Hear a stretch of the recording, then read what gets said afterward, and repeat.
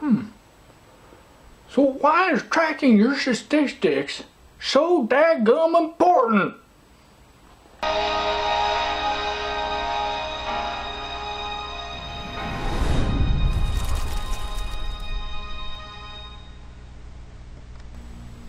Statistics are important because we want to see where your game is at right now. And so where you think your game is and where it actually is can be two different things. So getting your statistics will give you an honest assessment of what's going on right now. Then we could be able to set goals. And from there, we can draw a path from today to your goals. So I want to show you what we're going to be doing with that today. So what statistics do we need to get? Well, before we get into that, I have drawn up a golf assessment sheet here that I've got on a PDF document, so that way I could be able to email it to you for free. So just email me. So the stats that you are looking to take care of, you already know your handicap, but we also want to take care of your fairways, how many greens that you hit, how many putts that you had, how many times you get up and down. And so with this, we could be able to take a look at how your game is doing. Well, I don't know how to get those. Well, that's a good question. If you don't know these numbers here, you might not be keeping track of them. So just grab you a scorecard, and then the next round that you have, just write down on the scorecard fairways, greens, putts, ups and downs, and you can keep track of them and how you're doing. So if you shoot kind of your normal score, you'll be able to kind of see how you're doing on your statistics.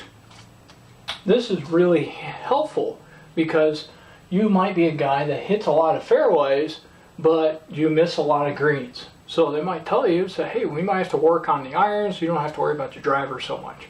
Or you might be hitting lots of greens, but your putts are way up there. So it's kind of like, yeah, I got to work more on my putting. Or maybe you're just not getting up and down a whole lot. And so the short game could be an area that you need to work on. So knowing your statistical information is really important there. Are there stats in other areas? Yes, there's 4 other areas you can get statistical information on.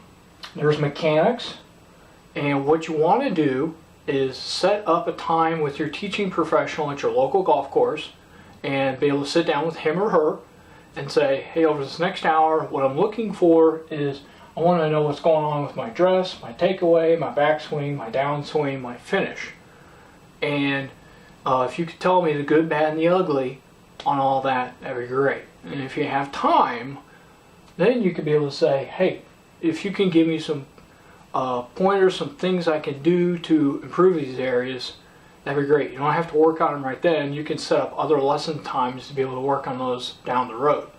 But this way you kind of know where you're at and then where you want to go. Physical fitness. You can keep track of your body sizes, different areas if you're trying to get stronger, grow. Strengthening exercises, kind of how you're doing. There's also flexibility and range of motion that you can track and how you're doing there. There's the mental game, and then you can see how you're doing if you can take it from the driving range to the golf course, or how you handle pressure. Or something I noticed with me is that the first 4 or 5 holes I'm playing terrible, but I'm just warming up, and then about hole 6, my game kicks in and I start playing really well. And so you can address issues like that. Equipment. You want to take a look at the golf clubs that you have right now.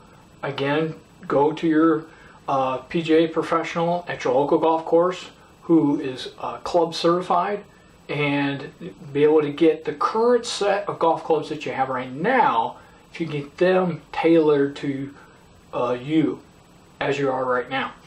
Now, some manufacturers, I carry pings, and you can't bend those things or change lofts. So if your lie angle is incorrect on the clubs that I have right now, I have to get another set of clubs. So it might put them in a position where they might be able to say, hey, what's better for you is actually probably just getting a newer set of golf clubs. Club length and distances. This is very eye-opening stuff. Especially when I did mine, I found out that I'm actually hitting my 1-iron farther than my 3-wood. That's not good. So I need to take a look at getting a different 3-wood to be able to get some more distance there, and then just see what kind of yardage is. And two, when you're out on the golf course, what you think you hit your 8-iron at and what you actually hit your 8-iron at could be two different numbers. So this is very useful information for you. So you can go to your golf course, and a lot of them have a device called TrackMan that could be able to digitally tell you how far you're hitting the ball. Also, a lot of them have launch monitors nowadays. It's a less expensive computer program that can be able to do. If you have a Dick's Sporting Goods in your town, they have launch monitors in their stores. You can probably see if you can bring your clubs in and just be able to see how far it is. The sales assistant can be able to help out, and they might be able to give some tips and pointers where maybe a different set of clubs might be able to help you out with what you want to do. So those are the statistical areas. What? Are we done? Boy, that statistical stuff's rough. Hey, if you're interested in getting a hold of that form, we can email it to you at goldgolfballs@hotmail.com. And if you're part of a junior high, a high school golf team, and you like these videos, comment down below what high school you're from. We'd love to hear from you. Also, tell all your friends